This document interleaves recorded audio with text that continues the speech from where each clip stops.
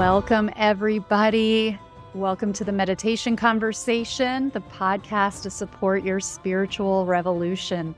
I'm your host, Kara Goodwin, and I'm so excited to be live streaming this episode with Philip Smith, author of Walking Through Walls, with the Conscious Awakening Network. So some of you are here with us live on the Zoom. Some of you are watching on the Conscious Awakening Network, either watching the recording or live on its streaming. There are several places where you may be watching this, so I thank you for joining us.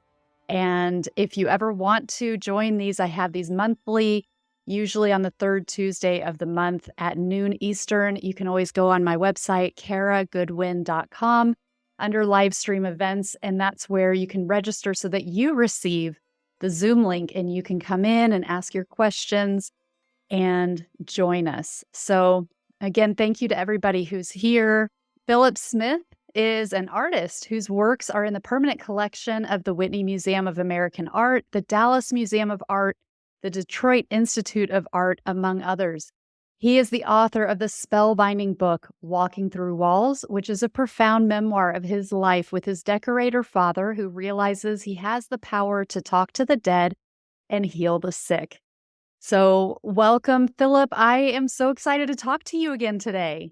It's always a pleasure because, Kara, my experience is you are really putting out the good energy there, and you are sort of wrapping people's soul in good information. So I think it's a very important thing to do the work you're doing. Oh, that means so much. Thank you so much, Philip. And I know you know that and a lot of you who have joined today know that I'm a huge fan of your book, Walking Through Walls, and of your father's work. In case there's anyone listening who's new to your story, can you tell us a little bit about the premise of your book? Sure.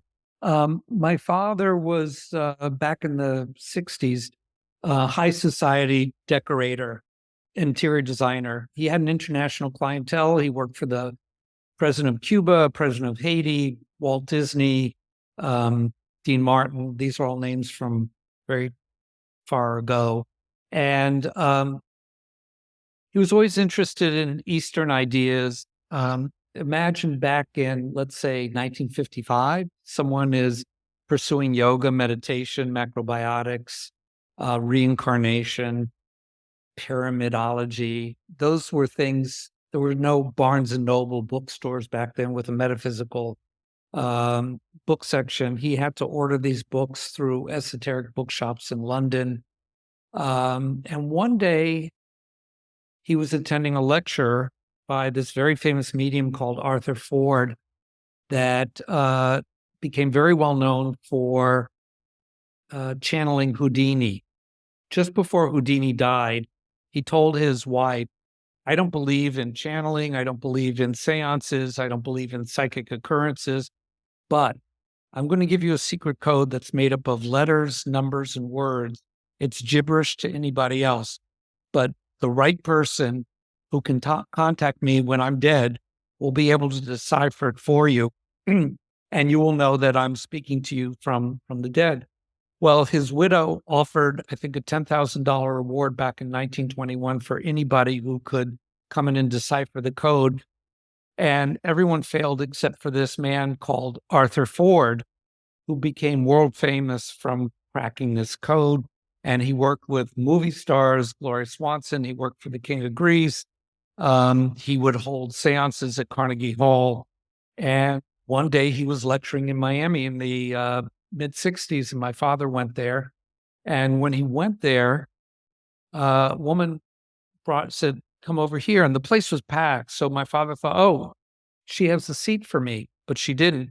She said, I see in your aura, you're a healer, and I have cancer. Can you put your hands on my shoulder and heal me? And my father, I don't know. I don't know what you're talking about. But he did it, and his hands started heating up. And he just left them there. And then when they started cooling down, he did it and he walked away. She said, thank you, I'm healed. And then another woman motioned him over. And again, no seat, but she had a different disease, same thing. And then the third woman did that. And when he left the meeting with Arthur Ford, he realized he was now a healer. It sort of just happened. And from then on, he devoted his life he quit working as a designer and gave up everything and sort of became a monk. And our house turned into a kind of Lourdes where people would come and get healed, because back then in the 60s, there were no MRIs, there were no CAT scans, there were no heart transplants. So most diseases that were serious, you died from, and he would help these people. Mm. That's basically the story. And of course, it evolves on from there. Oh, yes. Yes. Thank you. It's an incredible story. Um, and it's fascinating because you talk about there are no MRIs, there were no CAT scans. It was like exploratory surgery was the diagnostic tool Correct. used then, but he could actually see into the body, which Correct. was really amazing. You touch on some of his skills, like he was a powerful healer.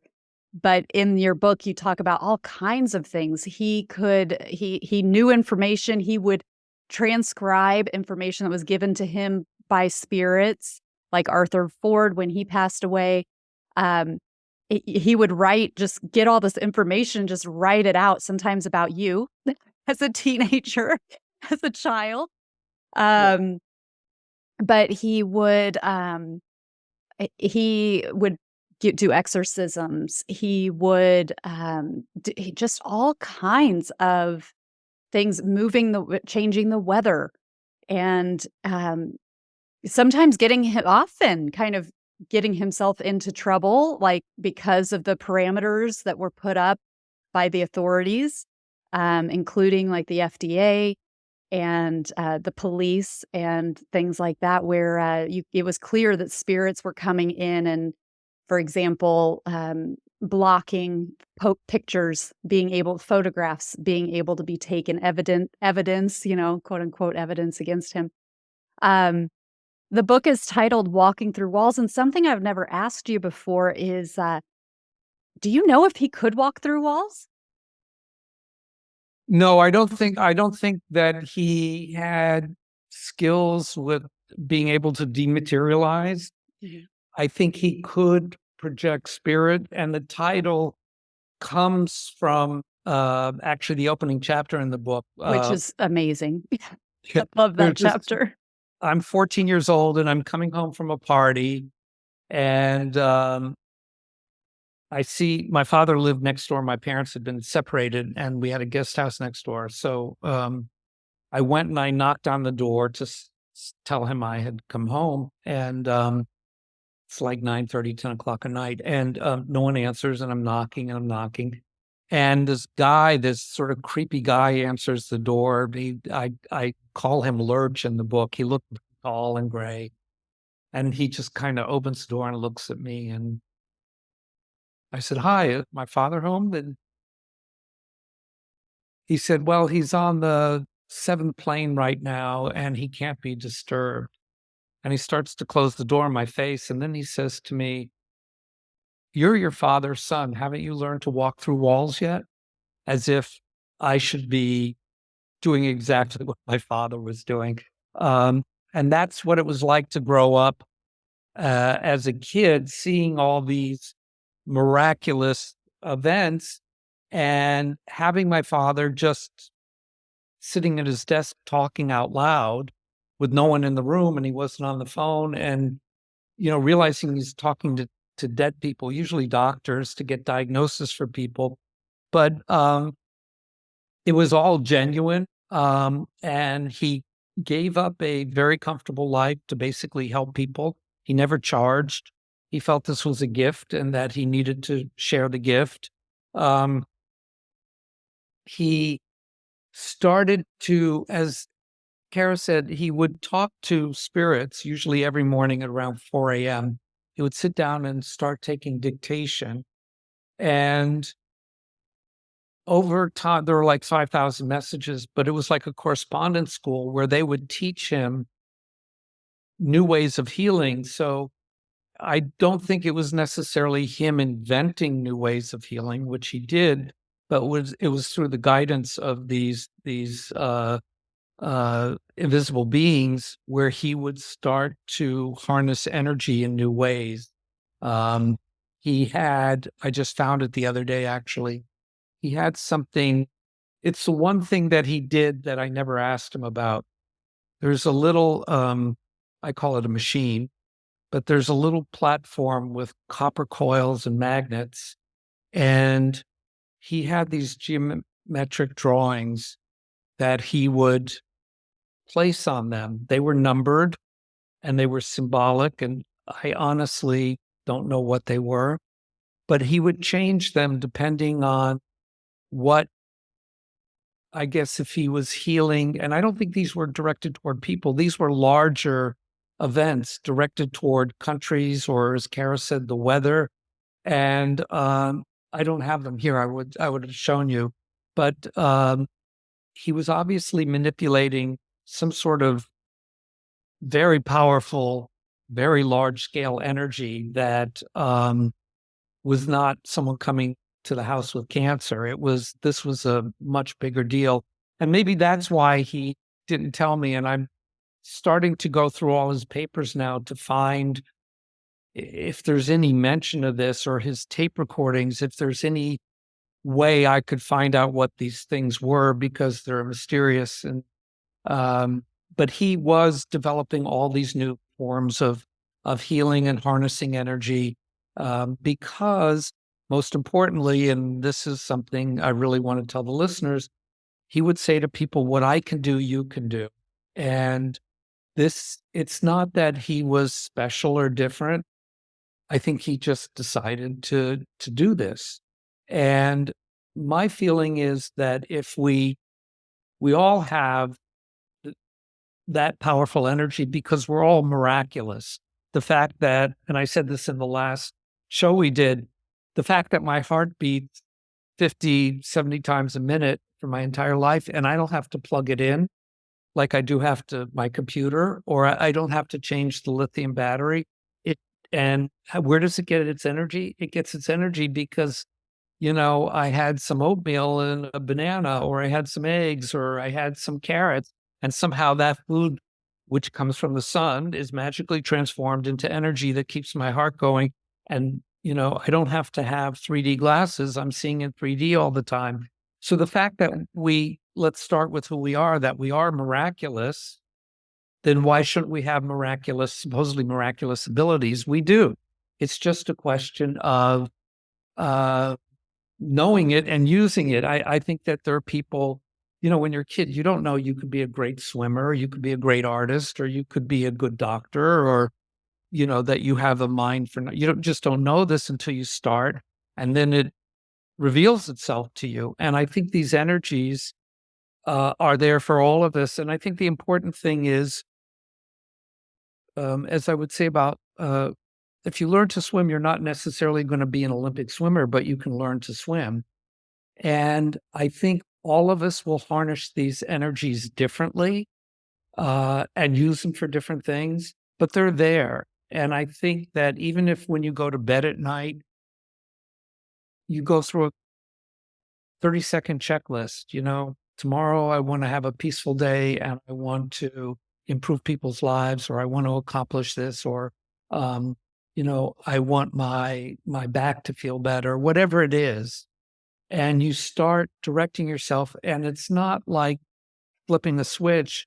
It takes a while for you to work through all the blockages that you have, but eventually that message does get through. And I've noticed, I've been on a sort of clearing mission lately, and doing exactly what I'm telling you, and letting the energy come in.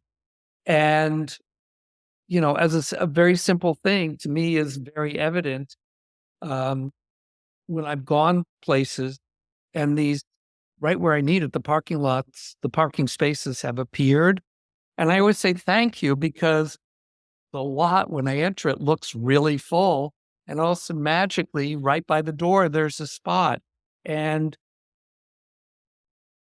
if it happened 2 times, okay, that's coincidence. If it happened 5 times, maybe coincidence. But it's happening now regularly. So that's telling me that, okay, that's a sign that I need to continue to let the energy in, follow the energy, and start using that energy, which I do. And that's something we can all do. I I love that, Philip, because it's I love the reinforcement that, it's easy to read your book and think like, "Wow, where's my Lou?" That's how I feel. Like, where can I find my Lou?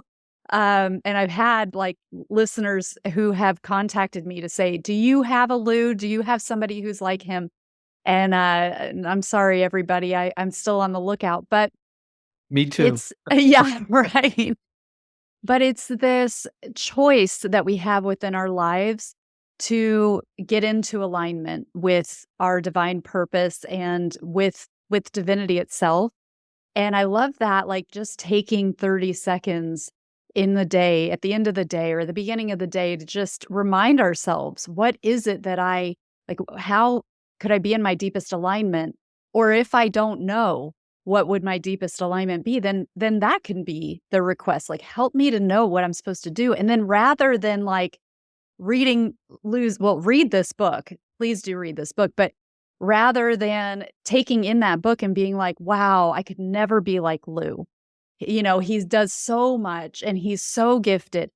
It's rather like, what are the steps that I'm taking in this moment, in this day that's given to me to move myself in the direction of my highest alignment? Because like you say, we're not all meant to be Lou, but we all do have our highest purpose, our highest timeline, the highest way that we could be giving our lives or living our lives. And so that intentionality of continuing to be purposeful and allowing it to happen day by day and even moment by moment, rather than just expecting like either my life is grand or it's not. And I'm either using my life purposefully or I'm not. It's like step by step. And then that's how our lives unfold, whether we're intentional about it or not. So, so thank you for that.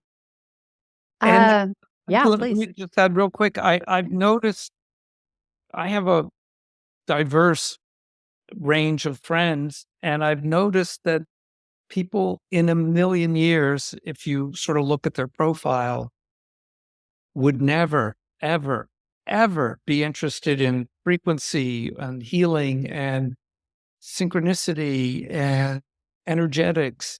And through some, casual conversations, these people have just dug in deep. And so it's there, it's really there for all of us. And I think that not to get frustrated. I mean, let's say I would be frustrated if suddenly I want to become a baseball player. And after, 3 games, I was doing lousy. Well, no, you just keep going. And every day you look for those hints, like the parking spaces, that you're on the right track. And the signs will appear and you acknowledge them. And then I think just be aware that, opening up the antenna, turning on the internet in your head and, plugging in your router so that you're getting the Wi-Fi and the information is going to come. Mm, that's beautiful. One of the things that you mentioned at the very beginning was, I think, did you call it macrobiotics? Yeah, that was a diet that he was on. Right, and I wanted to ask you a little bit about that because that was part of his initial change was he started Mhm. having brown rice, and I can't remember exactly what it was. Um, I'd love to know, did he keep up with that throughout his life? Was that the diet that he came in? And also what your thoughts are about the role that diet plays in spiritual growth? Macrobiotics is, I think it was developed by this guy, Michio Kushi. Um, it's basically an Asian, really Japanese form of diet. It's almost like traditional Japanese food. And back then, it was radical. I mean, you couldn't even get soy sauce in the grocery store back then. Mm, You know, there weren't even fresh vegetables. Everything was canned. And It was a very, very different world. It's unbelievable what the world is today and the amount of options. I think it was a kind of purification type of diet that he was on. But he always ate very well after that. He was largely vegetarian. I don't I don't recall him eating meat after a certain amount of time. Um, Diet is it's critical, because, as I was talking about our heart, our brain, our eyes, they're all somehow converting this energy from food that comes from the sun. But if the food is not pure, um, then this machinery, it's like putting poor quality gas into a car as opposed to high test. And I think that you don't want the weight of physicality dragging you down when you're trying to elevate your spirit and your energy.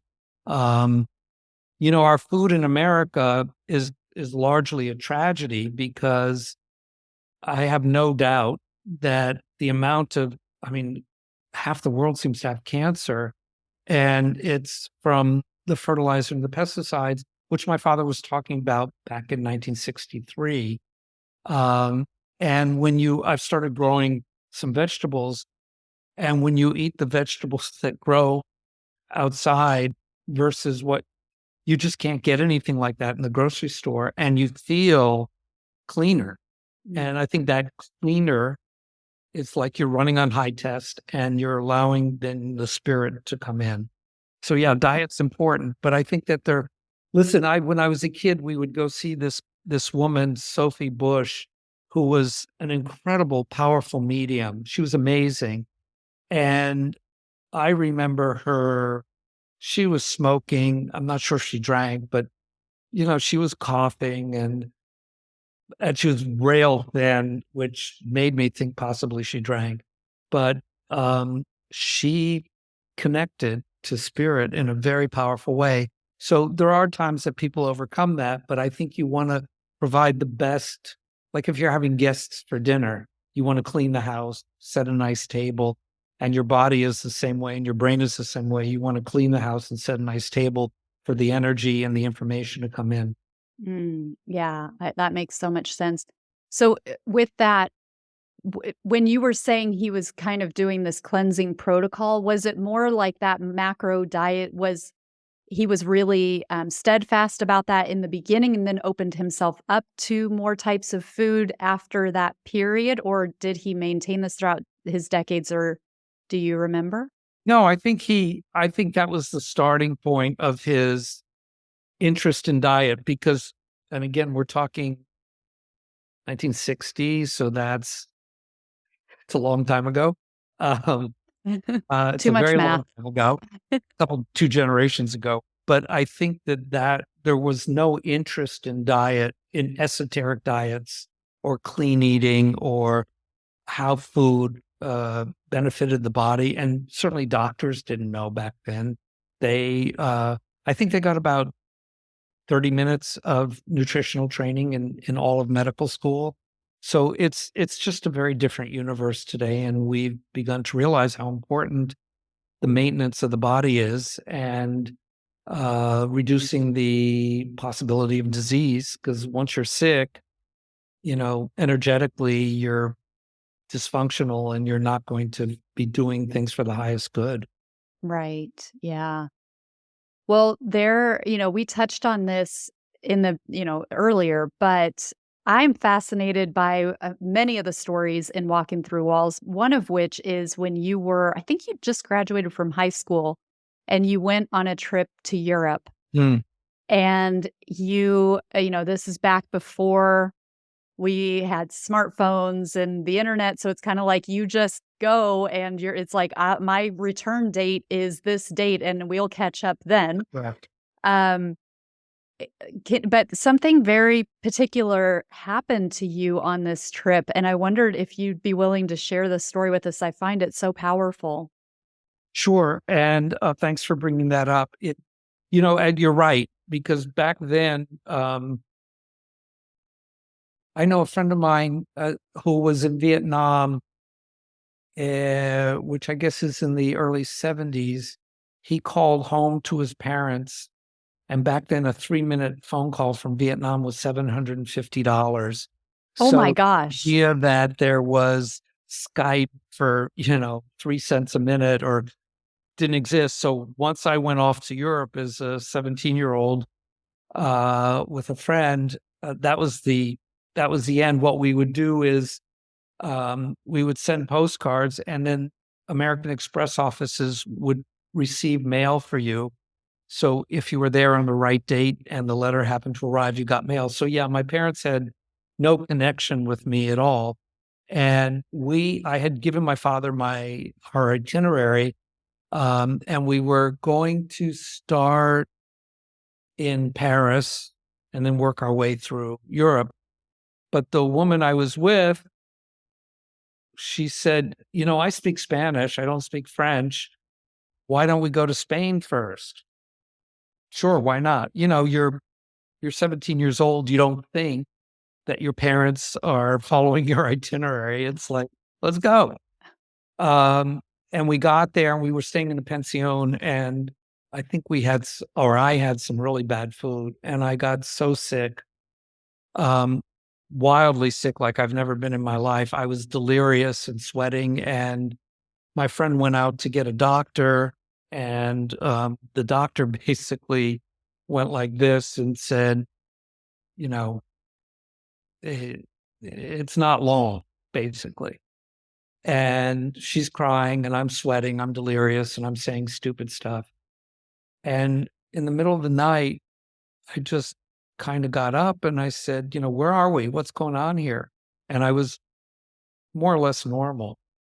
And she said, oh my God, the doctor said you were dying. And so we continued our trip, and we were gone for, I think, a couple months. And when I got home, I called my father from the airport. I said, hi, we're home. And he said, oh, I'm so sorry what happened to you in Spain. I thought you were in Paris and I couldn't get to you quick enough. I said, what are you talking about? He said, you got some sort of virus, and he was naming it. And he said it was actually pretty lethal. Um, and the problem was your itinerary said you were in Paris, and the spirits came and told me you were sick, but I couldn't find you. So I didn't know where to send the healing to. So I got out an atlas, and he would use a pendulum, and he was, holding the pendulum over every country in Europe until he got a positive read in Spain. And then he started looking around, and he sort of found me in Madrid. So he knew where to send the energy. And I think it took about an hour for him to find me. But then he started sending me healing, and I got better. And I had completely forgotten about being that sick. I mean, because my first time abroad, and we were on vacation. We were doing something new every day. It was great. But he was able to find me thousands of miles away, diagnose me, and then treat me and heal me, um, all without, uh, you know, any kind of EKG hooked up to me, no X-ray, nothing. No He Skype. No Not even Skype, knowing that nothing. not even So, knowing an earthly way. Yeah. and if that sounds crazy and wild, which probably it does, the idea that you can have a little piece of plastic and you go like this, and there's no wires, and all of a sudden you're talking to Osaka, or you're talking to Marrakesh, or you're talking to Rome, and you can see pictures and you can send videos. This is the precursor of where we're going, because it's the dematerialization of us moving into spirit and harnessing spirit and its energy and consciousness, which is somehow he knew to do 60 years ago, um, without a cell phone, without Skype, without anything. But I think that we are in a culture that is dematerializing. We once read books that had to be printed on paper and assembled. And now we can, go to Amazon, download it, and we're reading a book. And it's normal. It's not normal. That's weird. That's really weird stuff. That's like out of the Jetsons. It's futuristic. But that's where we're going. And eventually, why should a piece of plastic have all that ability and I don't? I'm more complicated and I'm better than this phone. Oh, Yes. we have that. And it's just, we have to just pay attention. And you think about ancient cultures and the foods we eat or the herbs that we use, chamomile to go to sleep or whatever. How did they know that chamomile would make us sleep or would help settle the stomach or ginger the stomach? My theory is that they were able to talk to the plants and the plants could talk to them and tell them. So all that information, all that energy is there. It's just we've somehow closed our ears Mhm. and our brain. Right. Yeah. Well, speaking of weird, that it's weird if you we should be able to do so much with that little plastic phone. Um, one of the recurring themes with the book is kind of you growing up with this remarkable father who I think anybody who reads this book is um feels this longing. I mean, as you were telling that story about him tuning into you while you were sick, I was getting all these chills and just like, come on, where is Lou? Where is my Lou? But you had this complicated kind of psychological balance with loving your father, clearly loving your father, but also kind of just wanting to be a normal kid Yeah. and to just have a sense of normalcy, even though he was doing these amazing things as you were growing up. It was kind of hard to have to step back and be like, oh, it's okay that this is unusual. It's like, I just want to be normal. And clearly you have a great respect and love for your father, and you're much more into the type of things that he was into, now. So I'm curious about that evolution for you personally. Like how did that work for you where you started to understand his work in a different way? It's complicated because, the culture at the time, it was the beginning of the hippies and don't trust anybody over 30 and your parents are squares. And my father wasn't a square, rectangle, or circle. He was basically an alien. A Oh, mandala or so something. yeah, that's actually a better analogy.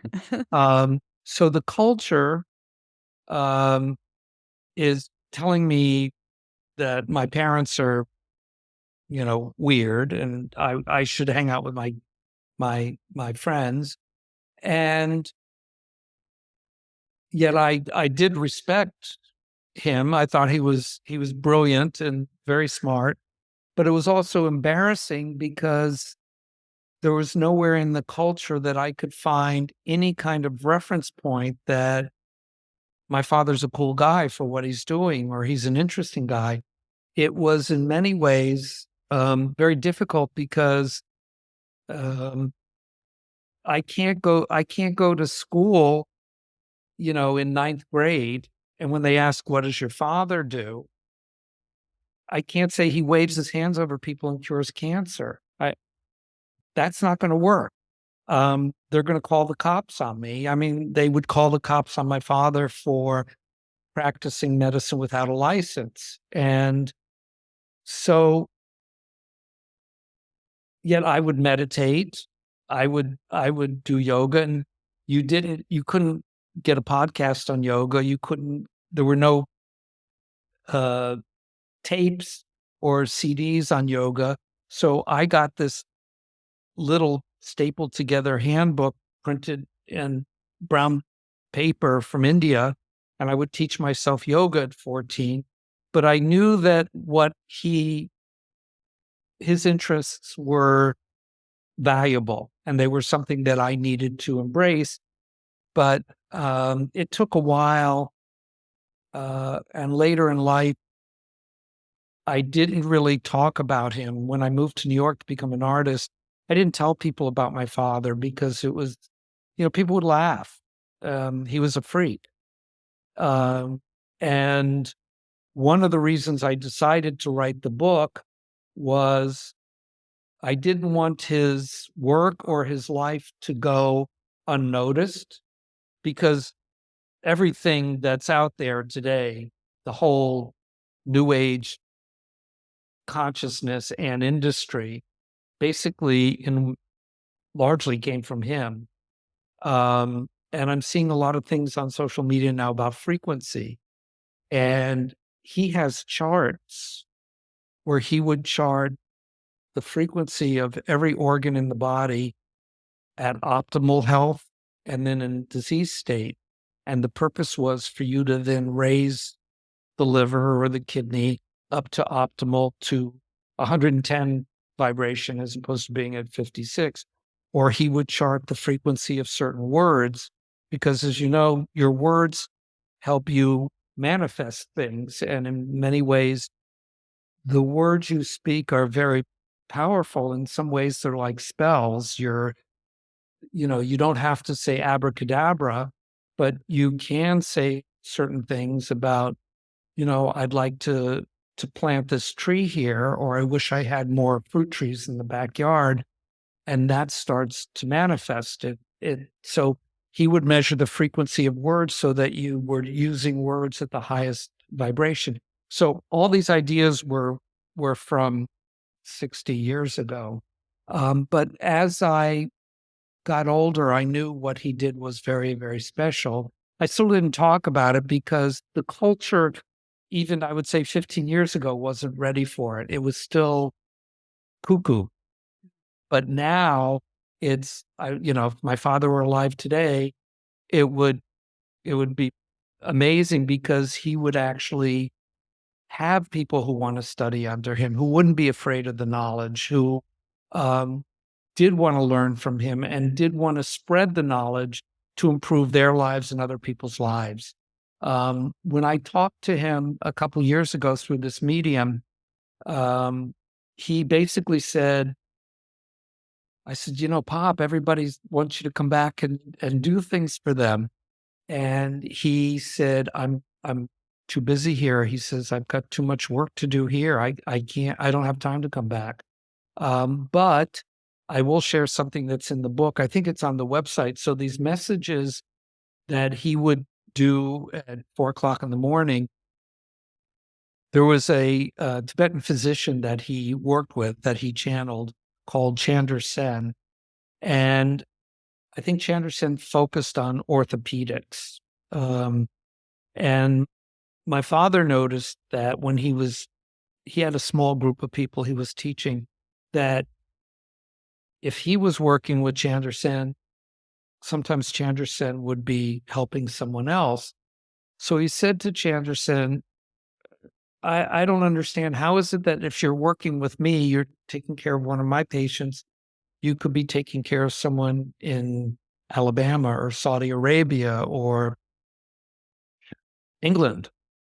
And so what Chandra Sen said, which I think is important on many levels, he said, if you look at the ocean and all that water, and then you take a cup and you scoop out some water, there's the ocean, but also the ocean's in here. And then you take another cup and you pour this water into it. So you've got the ocean here, you've got the ocean over there, and you've got the ocean here. And then you do that again. And he said, so my consciousness is infinite. It can be anywhere, as can yours. And we just need to be able to grow our consciousness or enlarge our consciousness and be somewhere else at the same time we're physically here. Mm. Sorry, I'm Yes. putting out a lot of ideas, but you're asking me how I began to Yeah. see him later. Yeah. And I began to really practice a lot of what he had told me. And I always apologized to him that I didn't I didn't pay more attention when he was here, but I also feel that he's here. And I want to say one other thing, and that is he had also, I think to Arthur Ford, he had asked the question, why is it that you're dead and you can see me, but I can't see you, and you know what I'm doing, or you know what Philip's doing, but I can't see you? And Arthur said, well, like those old cop shows, the black and white movies where they would bring the criminal into the interrogation room and the detective was there, said, we know you did it. And they're trying to get him to confess. On the other side is a two-way mirror, one-way mirror, and the lieutenant is there watching the whole proceedings. He said, I'm like the lieutenant. He says, I'm just on the other side of the one-way mirror. I'm there. I'm here, but I'm also there. You just can't see me because of the one-way mirror. And on the anniversary last year of my father's death, I always light a candle and talk to him. So I said, it'd be nice if you came to visit me. And immediately he responded and said, I'm always with you. And I thought, okay, well, then it's on me, not him. It's on me to pay attention and to acknowledge his presence and talk to him and be in conversation and ask his help. And I say that to everybody who's listening. It's on us to ask for the help because you have to invite it in and ask to be helped or ask for information or ask for direction. And for some people, they'll call that prayer. But there are individuals, loved ones, family members that will be there to help you. I love that. And that dovetails really well into Leah's question. She asks if you've felt a healing from Lou since he passed away. Not a healing, but present. I haven't really needed something. I think that's the answer. But if you go to the website, which is walkingthroughwallsthebook.com, you'll see a little drawing. And it's my father's say it's like the nose and the eyes, and there are points on the face. And then there's names like Dr. Chan, Dr. William, all these. And it's like, huh? But these were the points on his face that the spirits would sort of tickle him to let him know they were present.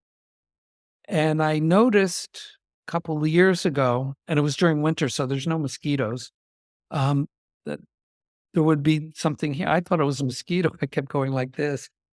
And then I realized it was him. And I would then stop and say, okay, I know you're here. What do you want to talk about? Or what do you want to tell me?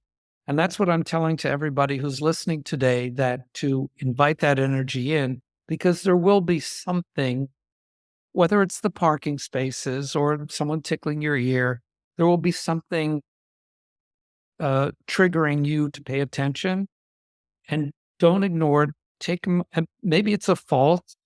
The first one's false, but pay attention and just say, okay, I'm listening. What do you want to tell me? And eventually that information is going to come through. I know this sounds delusional, but it's not. It's just learning another skill in another language. That's all it is. And it's not alien. It's not spooky. It's not cuckoo. It's just another language. I love that. And it makes me think of, I shared this with you, was it last month or a few weeks ago? I can't remember.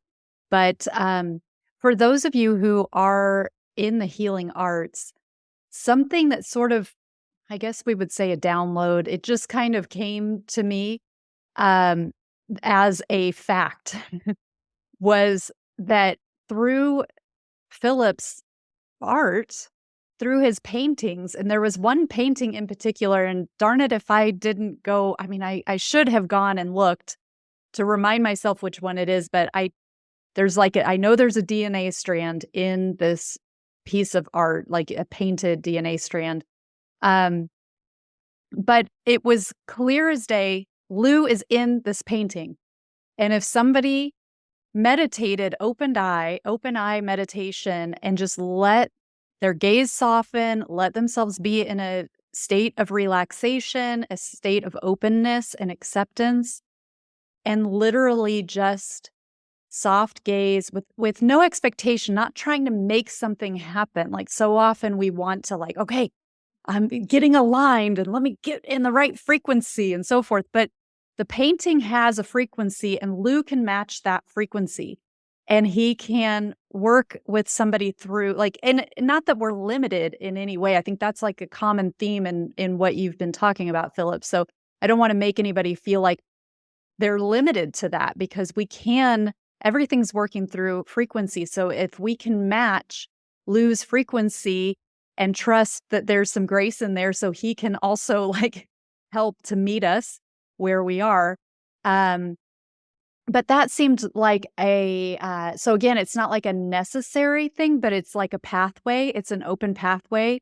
If people are really like drawn to, I want to connect with Lou, it felt like it could be a shortcut for people to like look at this and like kind of almost merge with the painting because then we're really, getting into really it's just about vibration. So it's like the more that we can match the vibration of the work, Lou is in there, is accessible in there. It's like a road that you can get on to meet him there. And so I have not done this. I will say I haven't like done this. It was just an understanding that I had. So I felt that I wanted to share that because I know that there are a lot of people who are really, really interested in the healing arts and would love to have access to Lou. So I don't know, just putting that out there. Well, there are two things. One is the idea that the painting has healing ability. You're absolutely correct, because I think that's what art really was, whether it was Buddhist painting or the Egyptians or the church.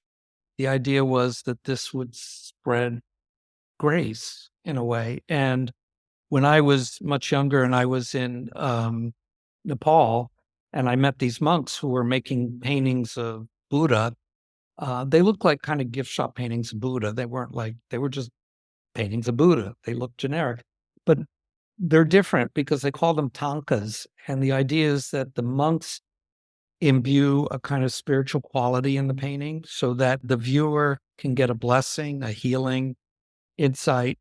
And I guess, I don't know, maybe I was 20 when I was there. I thought,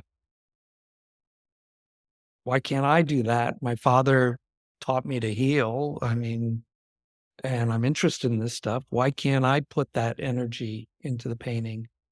And I think I did for many years, but I would say the last 3 years of the paintings, it's like, it's just the atom bomb went off in the paintings, and they're very, very powerful. In fact, I think a lot of times someone was here recently in the studio looking and loved the work, but said, these are too powerful to put in my home, and Really? I understand that. They're forceful. But going back to accessing my father, I think I've had so many people over the years say, doctors say to me, I was doing this or that, and I felt Lou. I don't know how they felt him, but I felt, and he was helping me. Um, and you can, prayer is one form. I think it's very formal. You've got to sit down and say something very specific. It's a prayer. And oftentimes prayer doesn't really come from your heart or your needs. And I like to just talk and say, okay, I need some help here. Is there anybody here who can help me? And to just know that I'm pulling in my energy. I'm not thinking about what I'm going to have for breakfast. I'm not thinking I've got to mail this letter or I've got to do this or the laundry or anything. It's just, you know what? I'm going to be as strong as I can and I'm going to pull my energy in and I'm going to ask. And it doesn't always happen right away. but it does happen. At least in my case, it does happen. And so I'm saying the same thing over and over, but I want everybody to know they have this ability, and I want people to start to sing it and not be an effect of events happening to them. I want them to take control of their energy and their life and start moving the pieces around the chessboard, because it's when people feel powerless that we end up in a bad place. Mm, yes, thank you. I love that. I just want to read what Patty said here. He says, my parents love, by the way, Patty is up at 2. He got up at 2 in the morning. Oh, Thank you, Patty. 5. Thank you. He's in Australia. My parents left Sydney about 1950 to get away from the city smog and grow their own food. He was a designing engineer who was keen on special diets and natural cures back in the 50s. So a lot of similarity there. And at times, when stuck on how to design an item, he would go to sleep, and a past over engineer he'd known would give him the answers, which sounds very similar. You talked in our last interview about how you find it easiest to get your paint into the flow with your artwork when you've had a nap. Yes. Yeah. Well, I think that, first of all, Patty, you were very lucky to have a father like that. And I think that that's, you know, th- those individuals are rare and they're gifts. And he obviously shared that gift with you. And he knew very early on. And um, I, our society is just so crass in a way and just, stupid. And people like your father are the thought leaders and the pioneers, and it would be ideal if everybody was like him. And he had a lot to show, and I'm sure, um, if he's not here, that you can talk to him and ask him for ideas. I was working with this medium who was amazing. I've been around psychics and mediums my whole life. And this woman, unfortunately, she passed away recently. Uh, I've never met anybody like her, where the way you're hearing me talk was the way that she would talk to spirit. And she would talk to my father, she would talk to my mother and other people. And it was, it was just amazing. But she was expensive. And one day I said to her, no offense, but these are my parents, and I'm paying you to talk to my parents. I said, shouldn't I be able to do that? She said, of course, you should. So one of the ways, and I just want to pass this on, and I do this, is she told me to just sit at a desk with a notebook and a pen. Either maybe write the question down at the top of the page, or just start writing whatever comes. And because I have such bad penmanship, um, I just sit at the computer and I just close my eyes, and I don't even look at what I'm typing until I'm done. These are perfect sentences. They're very articulate. They're well written. There's no typos. There's no, misspellings. And it's something we can all do if we want to do that. Am I talking to myself? Yeah, maybe I'm talking to myself, but I don't think so. Not with the stuff that I get. And when I wrote the book, uh,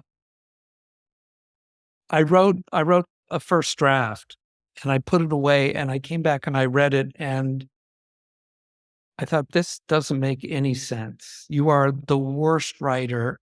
You don't even know how to make a sentence. It was jumping around. Just wasn't coherent.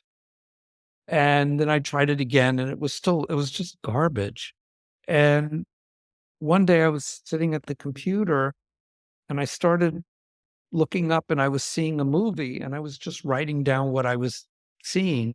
And that's how I wrote the book. So the book was actually, I don't know who was in the projection booth, but someone was projecting the movie and all I did was transcribe what I saw for those 300 pages. And I got to say that when it went to the editor, um, they didn't do any line editing. They didn't do any corrections. It was just perfect. Wow. So thank you for saying my book. It's not my book.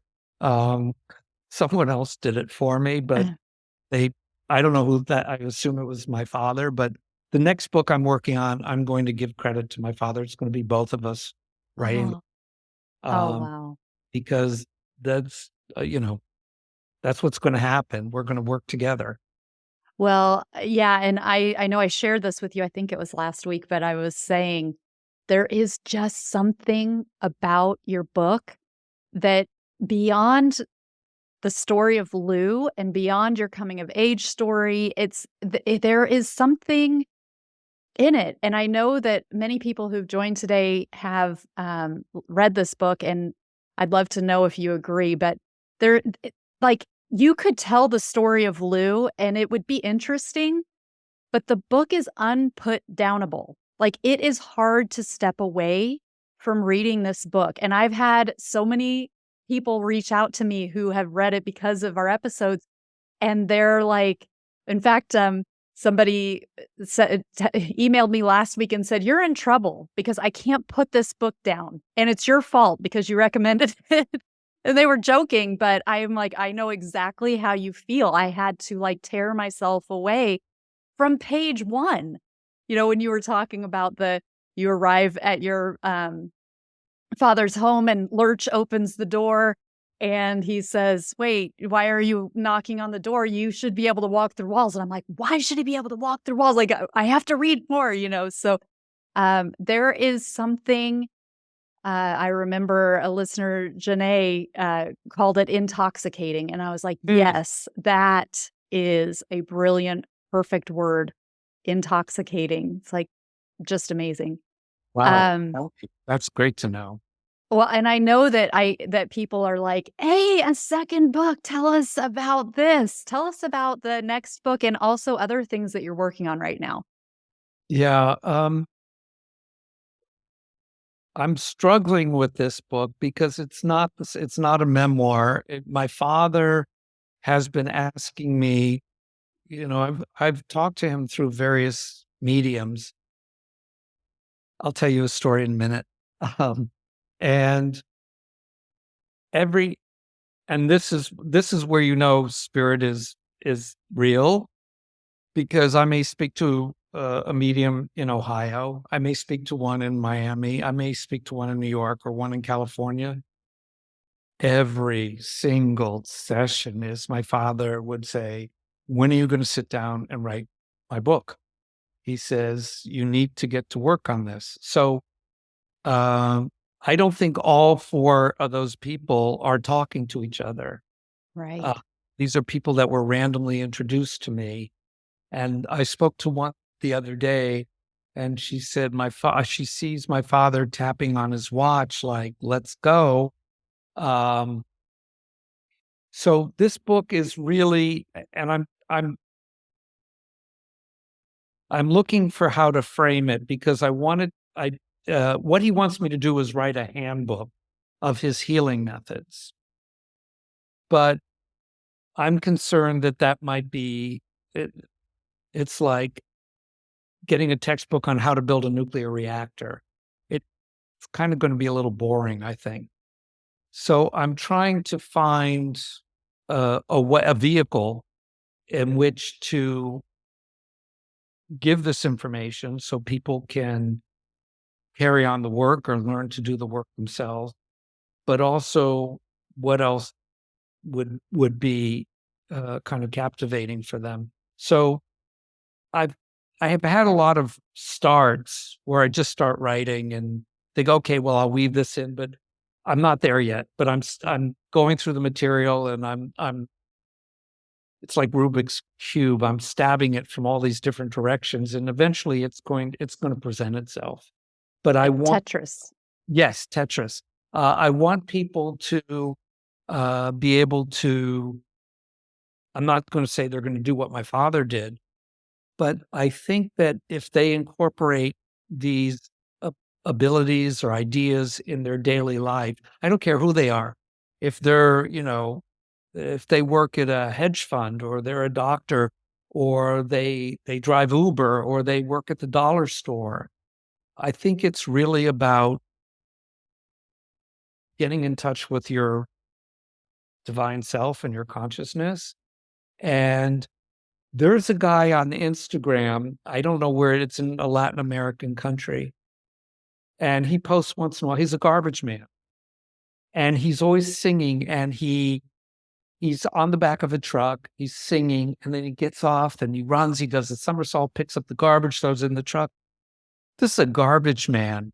Every garbage man I've met is a real sourpuss. They hate their job, they hate their life. This guy is just joyful.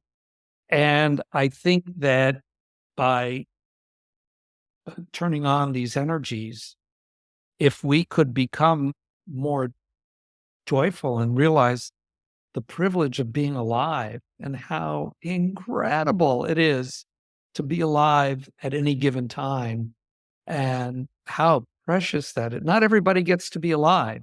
Yes, there's a couple billion people on the planet, but think about all those souls out there that were never born. So it's a big deal being alive. And so I'm hoping that the book in some way, yes, people will take the skills and do something special with them, or they'll just find their own self or their own spirit. That's kind of the goal. The first book, Walking Through Walls, was really about just telling my father's story so that people knew who he was. Mhm. Now it's like, here's his work. But, there's a lot of people who, it's got to be in a format that everybody will pick it up, even if you're not interested in these things. And as you're reading through it, some of that will seep into your life. Um, One of the things, my father was also into color therapy and color healing, and he would project the energy of certain colors to people. And I had read the books he read, and one of the things that they talked about was something called sun water, that in the many, many years ago, before all our water went through underground pipes, it would go through brooks and streams, and it would be energized by the sun. And ever since I was a kid, I would put out a clear uh, glass bottle of water for the day and let it be energized. And a friend of mine came over one day and said, you left the water out. I said, no, I'm just leaving it for the sun. He's laughing, and, I leave it for the day. I will tell you, the water that's left in the sun tastes sweeter than the water that comes from the tap. So about a year later, he was on his bicycle riding around the neighborhood, and this woman had these glass bottles in the driveway making sun water. And he stopped and he said, what is this? So all of a sudden, I wasn't so crazy. But the point is that, and maybe that's a story to go in the book and talk about sun water, is to put it in context. But I think that there are all these ways to make different decisions about our life, that I think will make a Oops. difference. Sorry, I didn't mean to do that. Yes, that's what I feel when you're talking about how to make it not dry, or not like a manual, is like the weaving of the personal stories, the almost like the anecdotal, because that's what, as I'm reading Walking Through Walls, it's there. And I mentioned this when you were on last time, where it's not an instruction manual, but you are able to glean information about how to do things even through this memoir, and it's not a step by step. So I have complete faith in you and Lou that you can take an instruction manual. It's like flipping the script, right? Where it's like, instead of writing a memoir and putting some instruction, like weaving instruction into it. It's having an instruction manual and weaving in the narrative that makes it relevant and like it puts context in it, you know? Yes, absolutely. There was a story, and I lost it. I want to tell you about this medium and my father, but Oh, yeah. come back to me. It's gone at the moment. It'll come back. Oh, okay. Well, let me read a couple of the comments here. Oh, sure, please. Patty, in response to what you shared, he says, we didn't see it as a positive back then, but now I'm seeing it differently. And what Philip is saying is inspiring me to do what I could and should be doing. So that's Oh, good. Oh, good. Oh, that makes my day. That makes my year. It's the most interesting thing about being alive is changing lives, changing our lives, changing someone else's life, because we're not the same person we were yesterday, and we're not going to be the same person tomorrow. And by becoming different people, or really evolving ourselves, because I'm certainly not the person I was 15 years ago. I think I am, but I'm unrecognizable, and I'm unrecognizable who I was 30 years ago. So the idea that, Patty, you're going to follow your path, that's what your dad followed his path, and it probably was not very easy. It never is.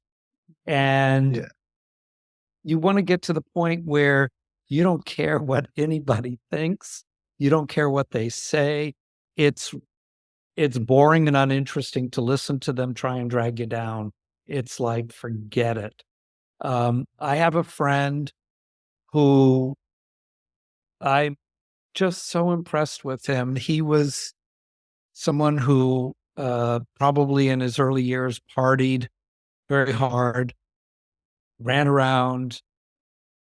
But I would say in the last 5-10 years, he's become profoundly spiritual and powerfully so. And I'm not saying he's sitting there meditating on, but he is recognizing the glory of the energy that surrounds us, and he's seeing patterns and things work, and he's experimenting with really interesting new ways of agriculture, and he is the last person on earth you think would be doing this. So there's opportunity for all of us to become different versions. different versions of bigger people and make a difference. Well, Philip, what I'm thinking is that I should try to contact Dad, and from what you've been saying, I've got some good clues as to what to do now, because I think I'm quite certain that he's got a lot to pass on now that he's passed on years ago, and it could be helpful to me, probably up there saying, come on, wake up to yourself and get up to my vibrations, and then we can communicate. And I'm quite certain there's a lot more there. And he'd love to hear from you. Of course, he'd love it's like, what took you so long to ask me to reach out to you? He's like been waiting for this. So you just, when you're going to sleep, and I promise it probably won't happen right away, as I keep saying, but there are times that if I want to talk to my mom and I said, I need to talk to you, and it may take a week, but she'll come in a dream. And let me tell you something about dreams. There's two kinds of dreams. There's dreams that are dreams. They're kind of just like, I don't know, neurons firing. And then there are dreams that are communication. And the one way you know that it's communication is usually you wake up from it and you just remember the dream vividly. If it's a regular dream, you kind of remember it for a few minutes and then it's gone. But these dreams that are real communication, you not only remember when you wake up, you remember them throughout the day, and sometimes you remember them years later. Those are authentic communications. They're crystal clear. They're unlike dreams that sometimes, maybe it's like you're wearing a weak pair of glasses and it's not so clear. These dreams are like 3D. So that's when you know that your dad is showing up, and you can be specific and ask questions. What should I be doing with my life? Or I'm thinking of changing careers, or I'm thinking this, maybe I should move, and just keep asking. And, if you've never done it, maybe it's going to take a couple months, but I don't want you to doubt that it won't happen. It will happen. It does. And part of their job, this is what they're getting paid for, is to help us. So that's when they go to work in the morning, is to help us. So you want to give them something to do, because otherwise they may be just hanging around. I definitely trust your word there, because I've read enough about spirituality in the last 4 years that I readily believe that anything is possible from the other side, but I'm sort of working to try to get to the stage of be able to make contact. But certainly my father I didn't appreciate at the time, because he never really spoke about that sort of thing much at all. But he was quite involved in dietary stuff and special cures for things. He was a very keen fan of honey and garlic for curing good for him.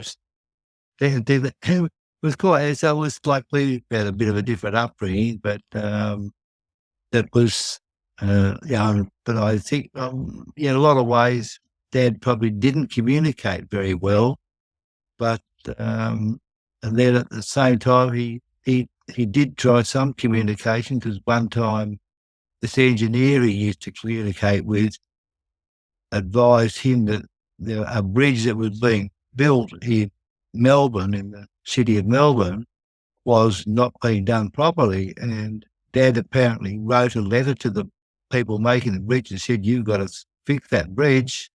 They did it, and shortly after, 35 people died. Oh, no. So what more evidence do you need? I mean, well, that is the story of the year. I mean, come on. Yeah. Your dad was pretty powerful. So you need to check in with him and get going on this. Yeah, I think you're right now. I didn't know much of. I do remember Dad talking about it a little bit at the time, but Dad passed in 1988, and but since then, my sister knew a lot more about him, this engineer and that, than I did, and I just knew a little bit, but she knew a lot more, and she and I have been talking, and she's told me about some of these, what actually used to happen, and I'm like, oh, okay. Oh, wow. So, yeah, it's becoming, I'm quite keen to get in touch with him, and I'd really like to. I'm going to probably, I do know a medium, and I know a couple of mediums, so maybe through them I can get them to bring him through. I don't know. If they're good, there's a lot of bad mediums out there, and I've met most of them. But listen, you try and you roll the dice with them, and sometimes they're excellent and they find the right connection. But you need to do it too.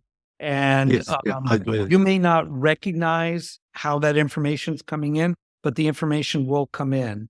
And maybe one day you'll find yourself writing something down, or you'll be going to the store and buying honey and garlic, and you don't know why, and you're putting it together. So who knows? But it is there. And I have great hopes for your potential of communication with your father, because given this bridge story, he was obviously connected. And so there's no reason it's not in your genes as well. And like I said, maybe he's just been waiting for you to say, welcome, son. What took you so long? And let me help you. So I would and it doesn't have to be, yes, before you're going to bed, but I talk to dead people all day long. You know, I don't need to go to a special temple or church. I don't need a special ritual. I don't need any of that. Just, you know, I'm making breakfast or I'm going to the grocery store and it's like, you know, Mom, I was thinking, da da da, what do you think about that? And just you got to accept that it's real. And I think that story you told me about That's that story is remarkable. unbelievable. And Yeah, it shows you how valid this is and that your father was working with that engineer. that's Wow. beautiful. Got a lot of Thank you. work to do, but it's going to be very interesting. And, you know, why not do it? What could be more interesting than talking to your dad and finding out what he knew? I mean, there. I don't care. There's no movie, no TV show, no album you could listen. There's no vacation you could take that would be more interesting than talking to your dad. Completely. I love that. Thank you for sharing that, Patty. That's fascinating. I love the parallel between the two of you. It's God fascinating. almighty, that's like incredible. Yes. And I know we've got Joe here with his hand raised really quickly because I don't know how long she can stay on. I know my Okay. friend Laura is on. Laura is the reason that I ever even knew about your book. Thank She you, Laura. has recommended it to so many people. It's been so meaningful for her. I know she's read it at least twice. And a whole bunch of people have read it because Laura is so passionate about it. So just while she's on, I just wanted to say hello to Laura and thank you for being here. And thank you Thank you, Laura. so much for finding this book and for recommending it because it's been great. There, we've got some smiley faces from Laura down there. Okay, Joe, you've got your hand raised. Okay. Morning. Hello. Hi, Joe. How are you guys? Thanks so much for being here. Absolutely. Thank Thank you. you. Oh, I I can't had a spotlight you. question Okay. to go back kind of towards the beginning of what you were speaking of, Philip. Yeah. And I'm curious what you think about uh, transhumanism, any implant that goes into the human body, and what it really means to be human. It seems like we're at this time now where we don't even know what we can do, and we're faced with putting technology in our bodies. Any thoughts on that? Yeah. Wow, that's it's a Yeah, it's a big one, bro. yeah, it's complicated.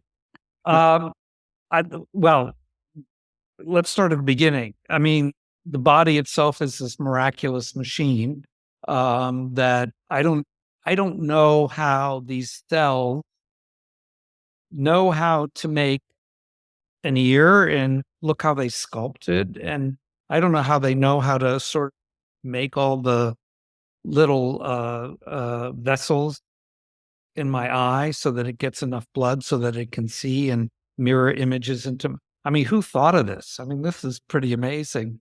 Um, I think that the idea of kind of like the bionic person or something. My feeling is that um, it's. I go back to Thomas Edison. Where the heck did he get this idea for movies and capturing someone's voice on a piece of vinyl that you put a needle on and you could hear someone talk? That I couldn't think of that. I don't know where that came from. So I think that that information is out there, and maybe it's I don't know, maybe it's from uh, other civilizations, maybe it's from dead people, maybe it's energetically in the universe that is moving us along. But I do think that hopefully this idea of implanting things, whether it's chips or anything, are for the purpose of enhancing and expanding our humanity as opposed to controlling us. Um, I think there's a lot of the population on Earth who's being controlled by various methods. And what I, in talking to Patty or anybody else, I want everybody to really be a free soul and expand their spirit and not be controlled by media or thought or politics or other people. I think I'm veering off from what you're asking. No, that's great. I mean, I'm trying to give you leeway to answer however you see fit, and not keep asking you. I mean, but as another example, a lot of the population just put a vaccine into them that we don't even know what it is. And I just don't understand what that does to a human being and what it's going to continue to do as we move forward. And, as a creator being, I'm with you like 100% with frequency and vibration and everything is energy. So resonance and vibration is super important. And I'm also curious about the individual role in reality as we see it and as it's presented to us. Just seems so strange. I don't know if that's really up your alley, but yeah, thanks. I appreciate it. Yeah. I don't like to be both sideism, but I in certain areas I do see both sides. The other thing that in your initial question, I wasn't aware whether you were asking me about, and I don't know anything about this, whether we have alien DNA in us. Well, my thought is that we're all aliens to begin with. I think we have alien DNA. I don't know where else the human beings could have come from. So I'm kind of more along the lines of human genome being messed with long, long ago to get us where we are. Hundreds of thousands of years ago, perhaps. I don't really know. Yeah, I think that, listen, science is always evolving, and things that in the old days they gave patients arsenic because it was good for them, or they gave them, they injected gold because they thought that was so. Science evolves. And we learn from that. And I think the fact that we have the longevity that we have today. I mean, the old days, people died at 33. And the longevity is because we've evolved our knowledge. Now, I'm always tripped up personally, whether it's us who are inventing these new ideas, or whether we're channeling and this information is being given to us over time. I mean, where do thoughts come from? It sounds to me like they come in from somewhere. Yeah, because all I am is a sack of skin and a bunch of chemicals. Yeah, a bag of water. Yeah, I'm some water, which is why you should drink sun water. Yeah. We're just weaving a tapestry here. I love it. Yeah, but I think, as a kid, when I was young, I applied. They had a program for artists to go on the space shuttle. And I thought, oh my God, I want to go up in space. And I don't want to go live on Mars. I actually like living on Earth. I think Earth is incredibly beautiful and magical. And I don't want to go to another planet. And, but that's me. And I think that we abuse each other. We abuse this planet. And I'm hoping that at some point we get to the point where we live kind of in harmony. That sounds really boring, but in balance with whatever gifts we've been given. I don't know who gave us our bodies and our minds, but someone did. And I'm just curious, science. Let me start over here.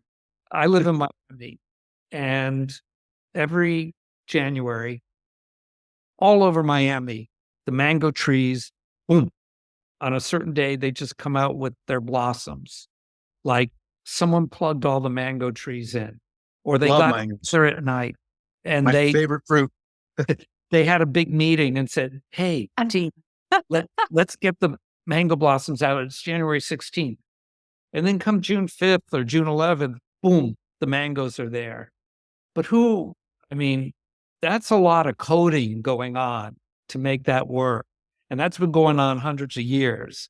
And any mango tree that my neighbor cuts a branch off and I stick in water and it grows roots and I plant, it's going to do that. I'm puzzled by that. And I talk to scientists. I have a lot of scientists and medical friends, and they'll give me this blah, blah, blah explanation. But that doesn't do it for me. Something's going on here that's pretty profound and magical. And I think I'm with you. Going back to this transhumanism, we're amazing.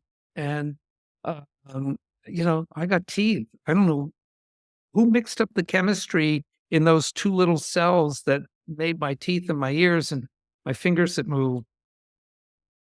That's been going for a long time, and someone figured this out. And I don't know how this happened. I don't have the answer. I think the answer is going to come through people leading more energetic and spiritual lives.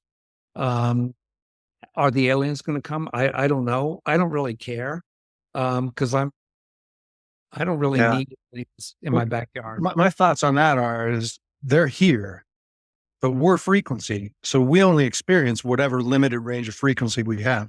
So until I, as an individual, or you as an individual, until your frequency resonates with a broader spectrum in whatever vision, hearing, tastes, all of our senses, you're not going to experience that. So I think things are going on that the typical person, let's just throw something out there, is unaware and has no concept of. We're not quite resonating with those frequencies. So, but I think it's here already. That's my thought. And back to your mango tree thing, I believe consciousness is everywhere in just about everything. That's right. I think consciousness is evolving. And I think consciousness, once we hit this tipping point of something, we're all going to know. Not just, there's a big difference between knowing and thinking. And it's a difficult slope to go down these days, but I think it's going to change and we're all going to know. Yeah, I do feel, well, let me go back a little bit. I think your idea that our frequency isn't matching the other people, where that's validated is the idea that there's a lot of colors out there that our eyes are not calibrated to seeing.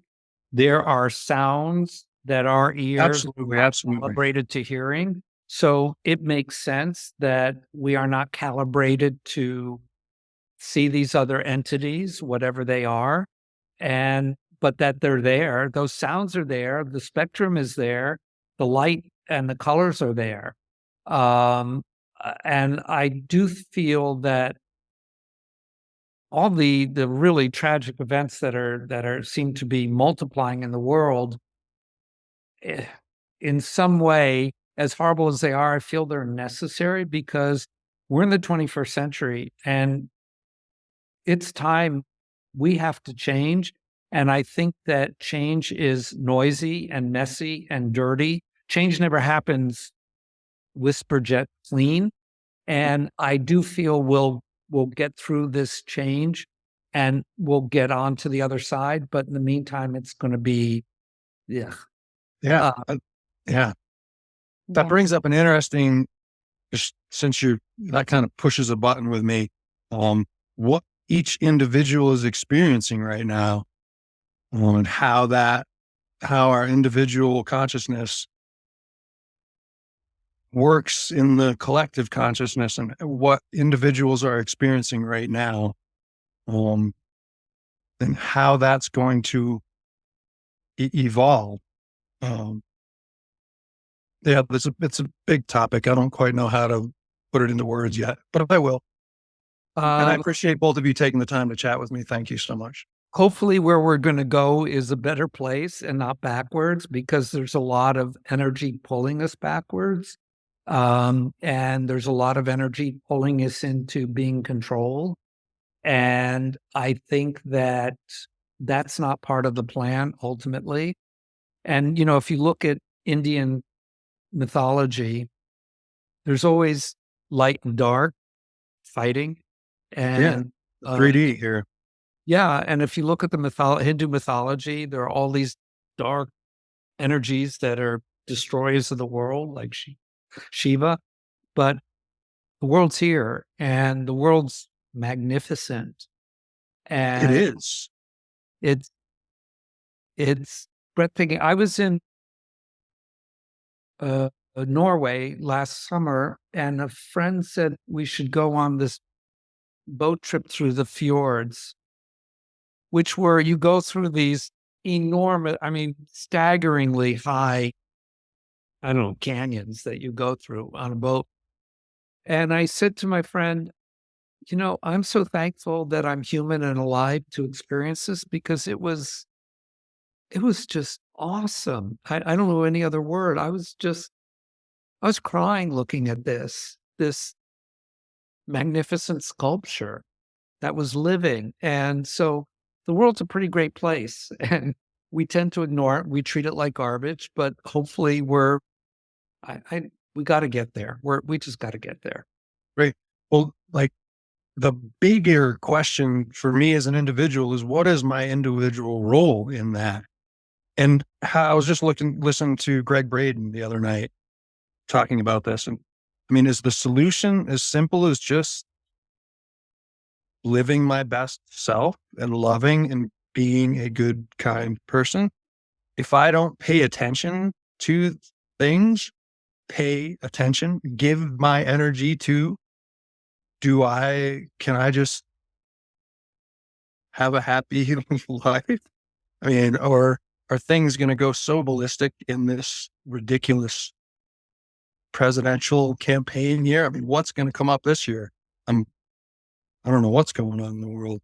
I don't know either, and we'll get through it. But I think that, yes, living your best life, and I think so too. You lead by example. I studied in the martial arts in a Japanese dojo for 25 years, and I was taught whatever you do, you behave as if you're teaching because you don't know who's watching you, and you don't know what effect you're going to have on those people. And one example, Kara, let me know if I'm just taking too much time, but Okay. I guess 20 years ago or something, I was in New York, and it was one of those like 10-degree nights. It was so cold, and I had no food in the house. And so I went to the Chinese restaurant on the corner, and I got 2 big containers of hot soup. And there was this homeless guy who lived on the corner named Mr. Williams. And I saw him, and I took out of the bag and I gave him one of my containers of soup, and I started walking home. I didn't think about it. It just, I wasn't looking for brownie points. It was so cold. And this guy was going to sleep on the sidewalk that night. This guy comes running up to me, and he said, "Oh man, that was so cool what you just did. I would have never thought of that, but that was great what you just did. And, I learned something, and I didn't know anybody was watching me. I didn't know I was going to influence this guy to maybe be more generous to the people around him." So yes, Joe, by leading your life and being as happy as you can, it will radiate and it will affect other people. And I have one other story. I was in New York last week, and I ran into someone I hadn't seen in 40 years. And we chatted on the corner. He took my phone number, and he wanted to kind of reestablish friendship after all this time. And the first 3 texts, all he did was text me about, "Oh, remember so-and-so? Well, they died of a heart attack. Remember so-and-so, blah, blah, blah." And it was like, I was getting a headache every time like the phone lit up with one of them. And I wrote him back and I said, "Look, I tend to look forward, not backwards. And I am really not interested in hearing, I know these people died. I'm really aware of it, but if you want to have a friendship with me, we need to talk about something else. So I thought, well, that's it. I'll never hear from him again. And he wrote back and he said, that's very good advice. I should be more positive and I should, da, da, da, da. So all I was doing was actually protecting myself selfishly. And so, yes, living your life is in the best way you can will set examples. I love those stories. And it also, thank you, Joe, for sharing all of that. And I think that your question too goes back to kind of the beginning of this interview where it was like, you take the book Walking Through Walls and you are like, how can I be like Lou? And there's so much that he did and he lived, he had so many skills and so many gifts and so much mastery, really. And it can feel like, well, I'm so far away from that, that, that is a pipe dream and I won't even bother. But coming back to that moment by moment, day by day, like, what can I do today? Even if, and it might not even be an action. I had last week where I went to visit somebody who I hadn't seen for a while, who is going through a rough patch. And the whole idea was to help with some technical issue that they were having. But just sitting with that person, I 100% understood that was the most important thing I was going to do that day. And it didn't matter whatever else was on my calendar, that was the most important thing. And it all seemed very surface level. It wasn't like we got super deep and, solved the world's problems. But it's kind of like not necessarily feeling like, well, this is the thing that's going to project me into the next thing that's going to propel me on my mission, because this step flows really logically into this next step that's going to help me learn this, technique or whatever it is. It's like just being so aligned with yourself that when you're answering a call, or maybe you don't even know. And it's just happening because you are allowing it. But, Philip, you talked about that kind of earlier in the interview. So I was just kind of, again, the tapestry, like coming back to things and having this being another way to look at that, because that's such a common thing of how do I know if I'm living my purpose and how do I know what the right steps are? So, And I agree with that. And you going to see your friend, and maybe you didn't fix their technical problem, maybe you did, but just energetically, the intention of you giving yourself and your time is powerful and helpful. And I think with Joe, just if tightening up one's life, and I think it just makes a difference to people. I've noticed that, I live in a house and some guy was here trying to fix the air conditioner. He was here for 12 hours and didn't speak English. I spoke to him in Spanish.